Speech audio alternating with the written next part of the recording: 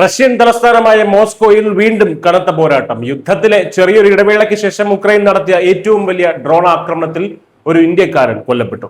3 ഇന്ത്യക്കാർക്ക് പരിക്കേൽക്കുകയും ചെയ്തു. റഷ്യയിലെ ഇന്ത്യൻ എംബസിയാണ് ഈ ദുഃഖകരമായിട്ടുള്ള വാർത്ത ഔദ്യോഗികമായി സ്ഥിരീകരിച്ചത്.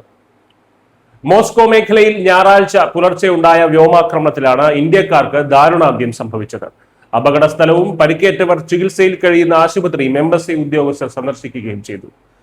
പരിക്കേറ്റവർക്ക് എല്ലാവിധ വൈദ്യസഹായവും ഉറപ്പാക്കുന്നുണ്ടെന്നും മരിച്ചയാളുടെ കുടുംബത്തെ അനുശോചനം അറിയിക്കുന്നതിനൊപ്പം കമ്പനി അധികൃതരുമായി ചേർന്ന് ആവശ്യമായ തുടർ നടപടികൾ സ്വീകരിച്ചു വരികയാണെന്നും എംബസി വ്യക്തമാക്കി. ഉക്രൈൻ യുദ്ധം തുടങ്ങിയതിനു ശേഷം മോസ്കോയ്ക്ക് നേരെ നടക്കുന്ന ഏറ്റവും വലിയ ആക്രമണങ്ങളിൽ ഒന്നാണിത്. ഇന്ത്യക്കാരനടക്കം 4 പേരാണ് ഈ ആക്രമണത്തിൽ റഷ്യയിൽ കൊല്ലപ്പെട്ടത്. മോസ്കോയുടെ വടക്കു പടിഞ്ഞാറുള്ള കിംകി നഗരത്തിൽ ഒരു വീടിന് മുകളിൽ ഡ്രോൺ പതിച്ച് ഒരു സ്ത്രീ മരിച്ചപ്പോൾ പോഗോർനെൽക്കി ഗ്രാമത്തിൽ 2 പേർക്ക് ജീവൻ നഷ്ടപ്പെട്ടു. തലസ്ഥാനത്തെ എണ്ണ ശുദ്ധീകരണശാലയ്ക്ക് സമീപം നടന്ന സ്ഫോടനങ്ങളിൽ 12ഓളം പേർക്കാണ് പരിക്കേറ്റത്.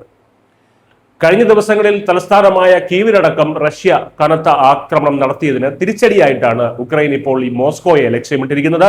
റഷ്യൻ പ്രതിരോധ മന്ത്രാലയത്തിന്റെ കണക്കുകൾ പ്രകാരം കഴിഞ്ഞ 24 മണിക്കൂറിനുള്ളിൽ 1000-ലധികം ഉക്രൈനിയൻ ഡ്രോണുകളാണ് റഷ്യൻ സൈന്യം വെടിവെച്ചിട്ടത്. ഇതിൽ 556 ഡ്രോണുകൾ ഞായറാഴ്ച രാത്രി മാത്രം നശിപ്പിച്ചവയാണ്. റഷ്യയിലെ ഏറ്റവും വലിയ വിമാനത്താവളമായ ഷെർമേറ്റ്യാവോയിലും ഡ്രോൺ അവശിഷ്ടങ്ങൾ പതിച്ചിരുന്നു.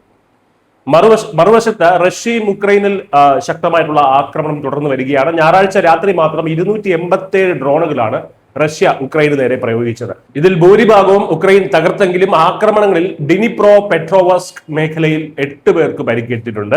യുദ്ധം വീണ്ടും പുതിയ തലത്തിലേക്ക് കടക്കുമ്പോൾ അത് സാധാരണക്കാരുടെ, പ്രത്യേകിച്ച് ഉപജീവനത്തിനായി വിദേശ രാജ്യങ്ങളിൽ എത്തിയ പ്രവാസികളുടെ ജീവന് വലിയ ഭീഷണിയായി മാറുകയാണ്. ഒരു ഇടവേളയ്ക്ക് ശേഷം റഷ്യ ഉക്രൈൻ സംഘർഷം കൂടുതൽ രൂക്ഷമാകുമ്പോൾ രാജ്യാന്തര തലത്തിൽ കടുത്ത ആശങ്കയാണ് ഉയരുന്നത്. News desk Malayalam.